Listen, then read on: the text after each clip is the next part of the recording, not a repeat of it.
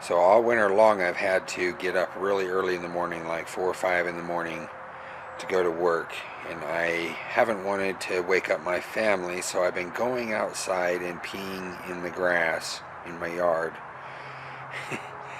And so I want to put a video on this, because no pee, no pee, pretty obvious that when spread around and watered in, it actually does fertilize, at least the grass anyway.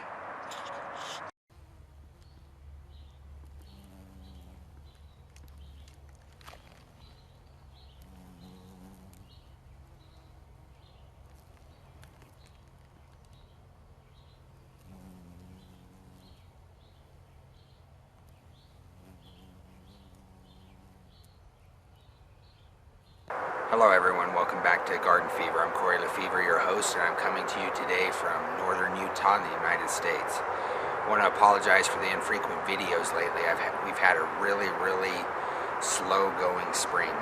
It is June 21st, I believe, and it is 47 degrees outside right now. So we are having a very cool spring. It's made it very difficult for me to get out in the garden this year, which isn't very good for a YouTuber who does videos on gardening. So anyway, however, we have been getting warmer weather now. We have had it in the 80s recently, so I've been able to get out and work in the garden. We've survived 2 hailstorms, and I don't even know, I think in the month of May we probably had 20 or 30 heavy winds and rainstorms, so my plants have taken heavy damage. However, that being said, it is warmer now, and I have been able to get outside. So I wanted to bring you a video and kind of let you know what I've been working on. And for those of you who are new to my channel, I just moved into this place last year, halfway through the summer, so I really couldn't do a whole lot in the garden until this year, and we're having a hard spring. So just to kind of let you know what I've been working on, as of last year, I had 2 cherry trees when I moved in. They were absolutely infested with aphids.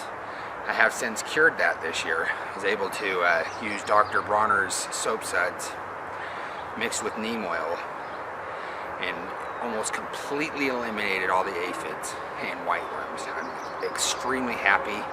We'll show you some clips from that. And I also pruned my tree. They were really tall, overgrown, so I totally umbrellaed the tree and took all the wood which you see behind me, and I was using as a mulch.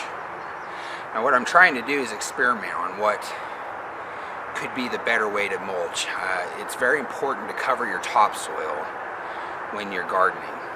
The sun, weather, wind, rain breaks down the microbes and the nutrients in the soil if you don't have some sort of a cover or a block. And so I'm experimenting with that a little bit. I'll give you a closer look here, but I've been using the cherry wood as a mulch behind us. It looks pretty cool. Not 100% in a weed block. There are weeds that get through. So I have had to weed one since I've done this, but overall I'm pretty happy with it, because it does give it a good cover, and it allows some weeds to grow, which I think is a good thing, because living roots is part of that recipe for good soil, good topsoil, and creating new soil.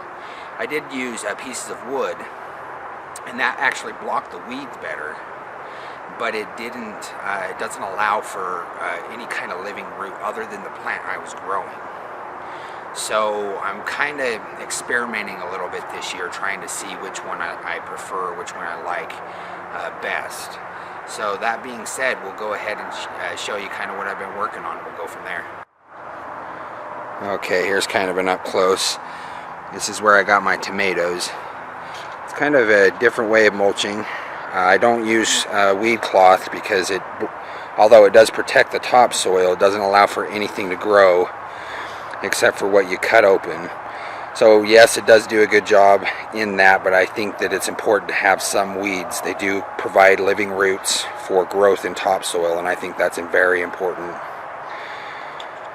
Over here is where I've done the wood.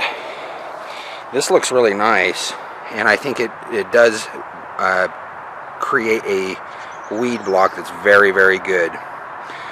It does attract slugs underneath, which most, that environment that it creates underneath kind of attracts them, so I just don't know if I like this one. It's kind of like the cardboard thing. It does well at blocking weeds, but even with a heavy mulch, they still seem to get under it. So I still may go with this approach, even though it's a little bit more work. And weeds do kind of poke through, especially morning glory. Can I just say that morning glory is the bane of my existence? Out of all the weeds, that's the one I struggle with the most. But I will say that as of right now, this is probably my preferred method when it comes to mulching, because it allows some growth, some living roots, but it protects the topsoil from erosion in the sun and stuff like that.